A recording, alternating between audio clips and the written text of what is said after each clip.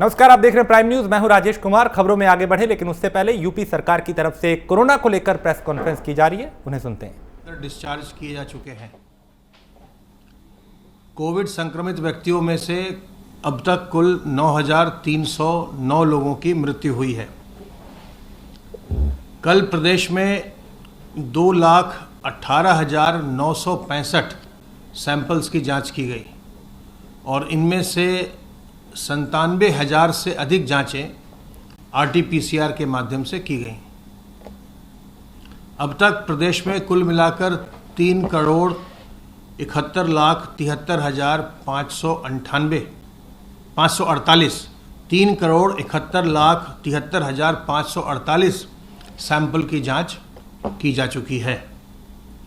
95,980 active infection के case में से 49,163 होम आइसोलेशन में हैं तथा 1,446 निजी अस्पतालों में अपना इलाज करवा रहे हैं।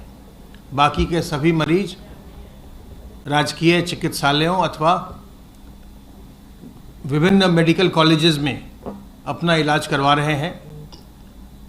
जैसा कि आप जानते हैं कि राजकीय चिकित्सालयों, सरकारी मेडिकल कॉलेजों और निजी मेडिकल कॉलेजों में भी कोविड मरीज के इलाज का सारा भार सरकार के द्वारा वहन किया जाता है। जांच भी बिल्कुल निःशुल्क कराने की व्यवस्था है। इसके लिए पूरे प्रदेश में जांच के स्टैटिक सेंटर्स भी हैं और हमारी टीमें भी जगह जगह जाकर कॉन्टैक्ट ट्रेसिंग करके, सर्वेलेंस करके सैंपल्स कलेक्ट करती हैं और उनके जांच करवाए जाते हैं। सर्वेलेंस की कार्रवाई निरंतर चल रही है और अब तक 2,04,86 इलाकों में 5,30,419 टीम दिवस के माध्यम से 3,21,45,274 घरों का सर्विलांस किया जा चुका है और इनमें रहने वालों की संख्या 15,58,18,108 है।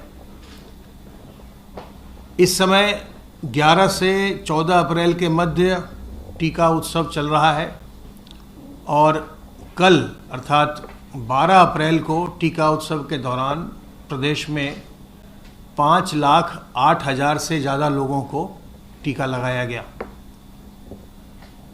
आज भी पूरे प्रदेश में टीकाकरण का कार्य हो रहा है। अब तक 80,18,671 लोगों को वैक्सीन की पहली डोज लगाई जा चुकी है और इनमें से 13,44,110 लोग अपनी दूसरी डोज भी ले चुके हैं। इस प्रकार कुल मिलाकर प्रदेश में अब तक 93,62,781 डोजेज एडमिनिस्टर की जा चुकी हैं। टेस्टिंग संक्रमण को नियंत्रित करने और जो लोग संक्रमित हैं उनकी शीघ्र पहचान करने के लिए अत्यंत आवश्यक है और इसलिए टेस्टिंग की व्यवस्था का और विस्तार किया जा रहा है। प्रदेश में हमारे पास ट्रूनेट की मशीनें उपलब्ध हैं, उनमें से जिससे हम पहले कोविड की जांचें करते थे और बाद में हमने उन्हें अन्य जांचों के लिए लगा दिया था। लेकिन फिर से कल से लगभग 300 ट्रूनेट मशीन जनपदों में कोविड की जांच के लिए पुनः उपलब्ध करा दी गई हैं। इसके अलावे प्रदेश में 12 नए RT-PCR के लैब की स्थापना करवाने का निर्णय हुआ है। स्वास्थ्य विभाग के द्वारा इन्हें विभिन्न जनपदों में जिला अस्पताल अथवा अन्य किसी बड़े अस्पताल में स्थापित करवाया जाएगा। ये जनपद हैं अमेठी, औरैया, बिजनौर, कुशीनगर, देवरिया, मऊ, सिद्धार्थनगर, सोनभद्र, बुलंदशहर, सीतापुर, महोबा और कासगंज। इन सबों में RT-PCR की नई प्रयोगशालाएं स्थापित करने के लिए जो विभिन्न इनके कार्य होते हैं, इसमें करने पड़ते हैं, उसको आज से प्रारंभ करवा दिया गया है। जैसे ही ये प्रयोगशालाएं बन जाएंगी तो हमारे RT-PCR की टेस्ट की क्षमता में और विस्तार हो जाएगा। संक्रमण इस समय तेज है और कई बड़े महानगरों में काफ़ी लोग संक्रमित मिल रहे हैं। लखनऊ, प्रयागराज, वाराणसी, कानपुर नगर, इनमें काफ़ी लोग संक्रमित मिल रहे हैं। ऐसे में हमारा ये कर्तव्य हो जाता है कि हम संक्रमण की श्रृंखला को तोड़ने में अपना योगदान दें और इसके लिए आवश्यक है कि हम सावधान सतर्क रहकर जो तरीके हैं इस संक्रमण से बचने के लिए उनका हम प्रयोग करें, उन्हें हम उपयोग में लाएं। सबसे महत्वपूर्ण तरीका जो है वो मुंह और नाक को ढक कर रखना है, मास्क लगाना, और ये इसका पालन हर एक व्यक्ति को आवश्यक रूप से करना चाहिए। जब भी आप अपने घर से बाहर निकलते हैं तो आपको मुंह और नाक को ढक कर रखना चाहिए। मास्क लगाइए, यदि मास्क उपलब्ध नहीं है आपके पास तो अपने रुमाल से या गमछे से, दुपट्टे से अपने मुंह और नाक को अच्छी तरह से ढकिए, जिससे कि आपके मुंह और नाक के रास्ते विषाणु शरीर में प्रवेश न करने पाए। अगर हम सभी लोग मुंह और नाक को ढक कर रखेंगे तो संक्रमित होने की और संक्रमण के प्रसार की संभावना बिल्कुल नगण्य हो जाएगी। इसके बाद अपने हाथ को साफ रखना बहुत आवश्यक है। अपने हाथ को हम साबुन पानी से बार बार साफ करते रहें या हम सैनिटाइज़र से उसे हम साफ करें जब भी हम अनजानी सतहों को छूते हैं उसके बाद, क्योंकि सतहों से ही हमारे हाथ पर विषाणु आता है और फिर हमारे शरीर में जाता है। तो हाथ को साफ रखिए, साबुन पानी से साफ करते रहिए, मुंह और नाक को ढक कर रखिए और लोगों से दूरी बनाइए। 2 गज की दूरी और मास्क है ज़रूरी। अगर आप लोगों के नज़दीक नहीं जाएंगे तो उनके मुंह और नाक से निकलने वाले विषाणु आप तक नहीं पहुंच पाएंगे। इसके अलावा कुछ ऐसे कार्य करिए, कुछ खान पान में, आचार व्यवहार में ऐसा परिवर्तन लाइए जिससे आपकी शरीर की प्रतिरोधक क्षमता का विकास हो। अगर आप कभी किसी कारणवश संक्रमित हो भी गए तो आपका शरीर उस संक्रमण से सफलतापूर्वक लड़ सके, इसके लिए आवश्यक है कि आप अपने शरीर की प्रतिरोधक क्षमता का विकास करें। और ऐसे समय में तुलसी दल, अदरक, काली मिर्च का काढ़ा पीना, अजवाइन का अर्क पीना, नीम की पत्तियों का सेवन करना, गिलोय का रस पीना, गर्म पानी का सेवन करना, गर्म पानी में नमक डालकर गरारा करना, ये सब कुछ आसान तरीके हैं जिनका आपको लाभ मिलेगा। और जब भी कभी लक्षण जैसे कुछ दिखाई पड़े या सामान्य तौर पर भी अगर आप भाप लेते हैं, स्टीम इन्हेलेशन करते हैं, तो उसका भी आपको लाभ मिलेगा। इसके अलावे व्यायाम कीजिए, प्राणायाम कीजिए, योगाभ्यास करिए, जिससे आपके इन चीज़ों से आपके जो श्वसन तंत्र है वो मजबूत होता है। तो इन सब को करेंगे, अपने आचार व्यवहार में ये परिवर्तन लाएंगे तो आपके शरीर की प्रतिरोधक क्षमता बढ़ेगी। और किसी प्रकार के लक्षण आ जाएं तो संकोच मत करिए, तत्काल अपनी जांच करवाइए। किसी प्रकार की दुविधा हो तो तत्काल हमारे हेल्पलाइन नंबर 1800 180 51 45 पर फ़ोन कीजिए। सावधान रहिए, सतर्क रहिए। इस समय संक्रमण का प्रसार हो रहा है तो अपने घर के बड़े बुजुर्गों को, गर्भवती महिलाओं को, छोटे बच्चों को, पहले से बीमार व्यक्तियों को संक्रमण से बचाइए। स्वस्थ रहिए, संक्रमण मुक्त रहिए और प्रसन्न रहिए।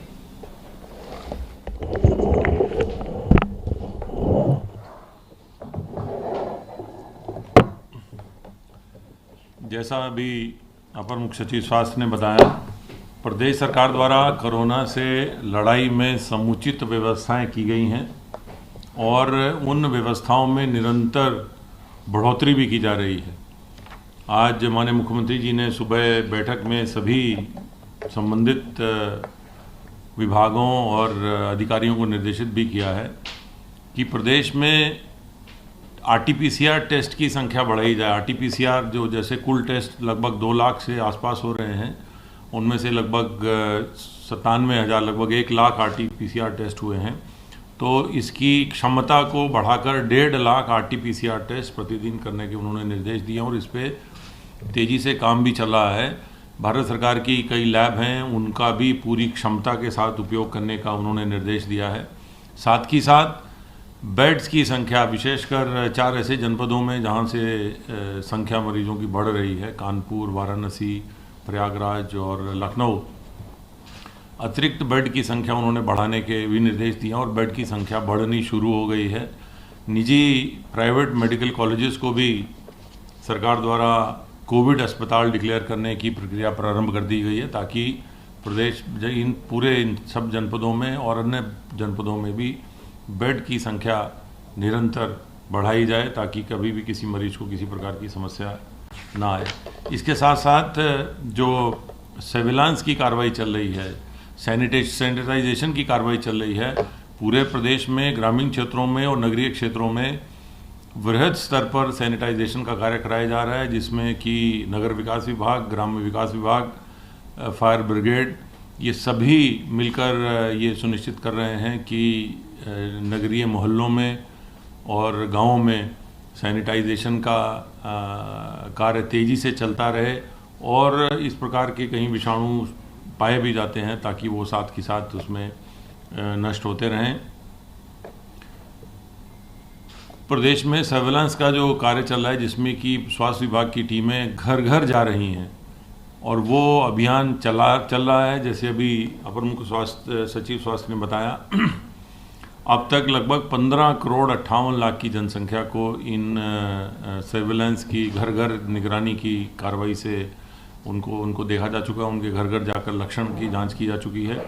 इस प्रकार यदि मिलाएं तो 3 करोड़ 71 लाख लोगों का अभी तक टेस्ट हुआ है और कुल मिलाकर इस प्रकार लगभग 19 करोड़ 30 लाख के आसपास की जो जनसंख्या है 24 करोड़ में से, वो उनकी जांच या तो हो चुकी है या उनसे पूछताछ हो चुकी है, उन्हें कोई लक्षण तो नहीं है।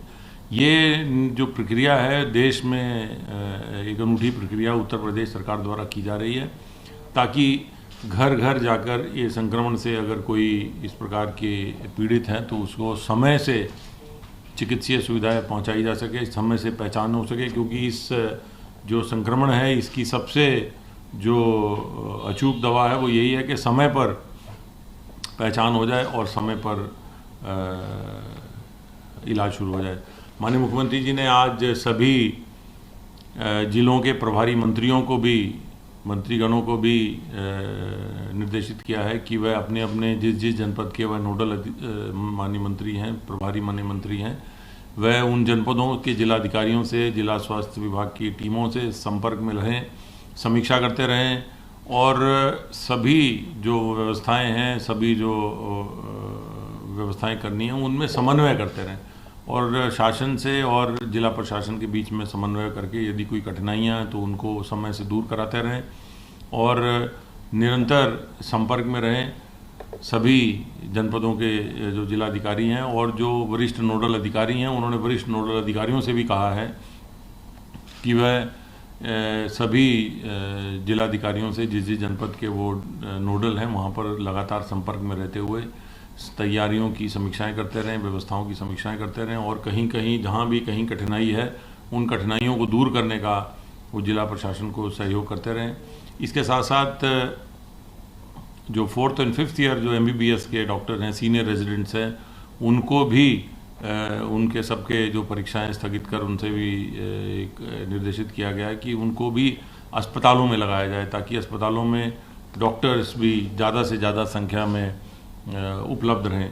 ये सारी व्यवस्थाएं आज माननीय मुख्यमंत्री जी ने अपनी समीक्षा बैठक में सभी को निर्देशित किया है कि इसका पालन करें और ये सुनिश्चित कराते रहें कि बेड की संख्या लगातार बढ़ती रहे, टेस्ट की संख्या भी बढ़ाई जाए और सभी समुचित व्यवस्थाएं की जाएं। हर ज़िले में जो एम्बुलेंसेज उपलब्ध हैं 108 की, उनमें से 50% एम्बुलेंसेज सिर्फ कोविड के लिए आरक्षित करके उनका उपयोग किया जाए कहीं पर भी, और यदि कमी पड़ती है तो स्थानीय स्तर पर भी उन्होंने जिलाधिकारियों को निर्देशित किया है कि स्थानीय स्तर पर एम्बुलेंसेज अधिग्रहित कर सकते हैं, निजी क्षेत्र की एम्बुलेंसेज, कहीं की भी एम्बुलेंसेज वो व्यवस्था करा सकते हैं, सरकार द्वारा उसका भुगतान किया जाएगा। जैसे अभी अपर मुख्य सचिव ने स्वास्थ्य ने बताया कि चाहे निजी मेडिकल कॉलेज हो या सरकारी मेडिकल कॉलेज हो, हर मरीज का इलाज सरकार द्वारा निःशुल्क किया जा रहा है और ये सुनिश्चित कराया जा रहा है कि सभी सुविधाएं इन अस्पतालों में उपलब्ध रहें। इसके साथ साथ औद्योगिक गतिविधियां निरंतर चल रही हैं। औद्योगिक क्षेत्रों को भी, सभी औद्योगिक संस्थानों को भी निर्देशित किया गया है कि वे अपने कार्यकर्ताओं के लिए, अपने वर्कर्स के लिए कोविड हेल्प डेस्क की स्थापना करें। पूर्व में भी उन्हें निर्देशित किया गया था और काफ़ी जगह ये कोविड हेल्प डेस्क चल भी रही हैं। पुनः इस बात को सुनिश्चित कराने का उनको निर्देश दिया गया है ताकि कोविड हेल्प डेस्क के जरिए अगर कहीं भी किसी भी उनके कर्मचारी को, मजदूर को कोई लक्षण है तो उन्हें समय से चिन्हित करके इस बीमारी के संक्रमण को रोका जाए, क्योंकि संक्रमण को रोकना ही सबसे बड़ा बचाव है। और यहाँ ये भी बताना चाहेंगे कि इस प्रदेश सरकार द्वारा किसानों के हित में गेहूं खरीद का कार्यक्रम बहुत तेज़ी से चलाया जा रहा है। 1 अप्रैल से ये गेहूं खरीद का कार्यक्रम शुरू हुआ है और अब तक लगभग 1,38,000 मीट्रिक टन गेहूं खरीदा जा चुका है और ये भी सुनिश्चित कराया जा रहा है कि उनका भुगतान भी उसी के साथ साथ होता रहे। ऑनलाइन टोकन की व्यवस्था की गई है, लेकिन छोटे किसानों के लिए अगर वो बिना टोकन के ऑनलाइन रजिस्ट्रेशन के भी आते हैं तो निर्देशित किया गया है कि सभी का गेहूं खरीदा जाए। और लगभग 6,000 केंद्र वर्तमान में संचालित हैं। माननीय मुख्यमंत्री जी ने सभी जिलाधिकारियों को, सभी मंडलायुक्तों को और खाद्य विभाग के अधिकारियों को निर्देशित किया है कि समय समय पर इन क्रय केंद्रों का निरीक्षण करते रहें, किसी प्रकार की किसानों को किसी प्रकार की कठिनाई ना आने दें और ये भुगतान जो है वो सीधे उनके खाते में भेजा जाए। और ये प्रक्रिया गेहूं क्रय की 15 जून तक ये चलती रहेगी। हर किसान का गेहूं जो भी क्रय केंद्र पर उपलब्ध होगा और इस बार विशेष रूप से किसान उत्पादन संगठन FPOs के माध्यम से भी लगभग 150 केंद्र खोलने का निर्णय लिया गया है, जिसमें कि किसान स्वयं ही ये खरीद में शामिल हो रहे हैं। ये सभी किसानों से अनुरोध है कि वो समय से अपने नज़दीकी क्रय केंद्र पर जाकर अपना गेहूं बेच सकते हैं। धन्यवाद। लेकर प्रदेश में क्या हालात हैं और उससे किस तरीके से निपटा जा रहा है, कितने पिछले 24 घंटों में मामले आए, क्योंकि पिछले 24 घंटों की अगर बात करें तो 18,000 से ज्यादा कोरोना के पॉजिटिव केस सामने आए हैं और बार बार ये अपील की जा रही है कि 2 गज की दूरी और मास्क के जरूरी के नियम का पालन करें, क्योंकि कोरोना एक बार फिर रफ्तार पकड़ रहा है।